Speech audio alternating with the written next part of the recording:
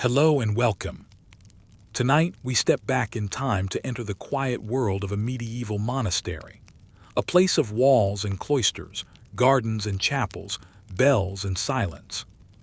It is a world where every sound matters, where silence was not emptiness but a presence, where footsteps on stone, the toll of a bell, or the chant of monks could shape the rhythm of a day.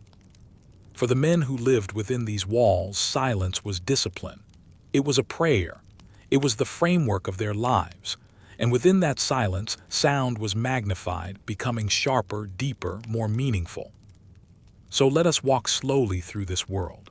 Let us listen, with patient ears, to what it meant to live inside the quiet walls of a medieval monastery. The monastery rises out of the surrounding countryside.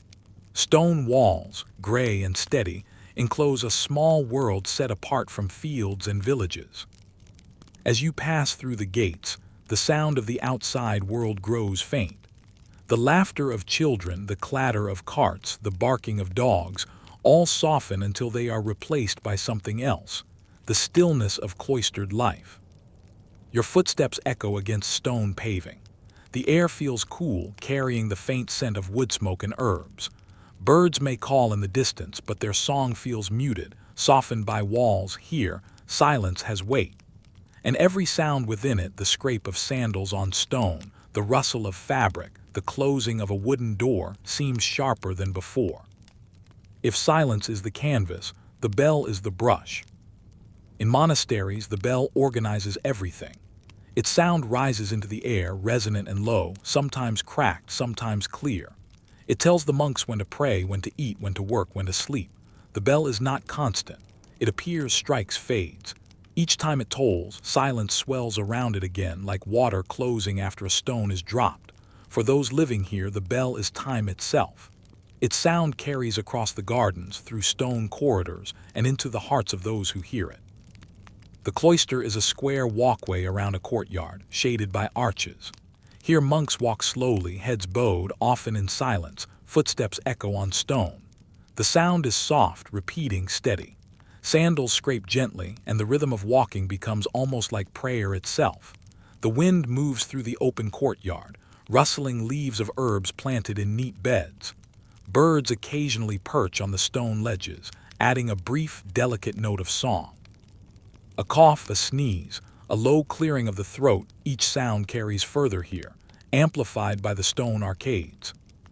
The day is divided by prayer, each part marked by sound.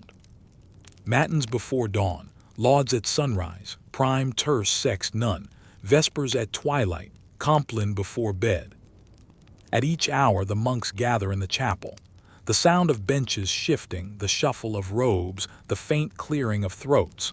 Then the voices begin. Chant fills the chapel.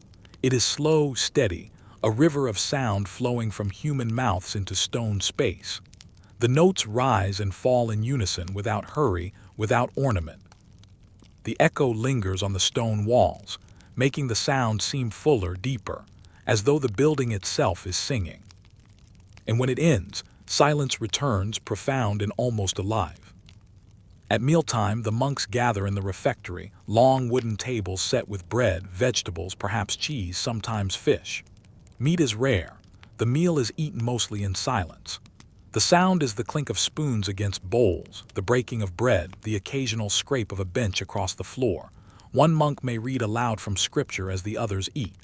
His voice is steady, unhurried, filling the hall with measured words. The rest eat quietly, listening as they chew.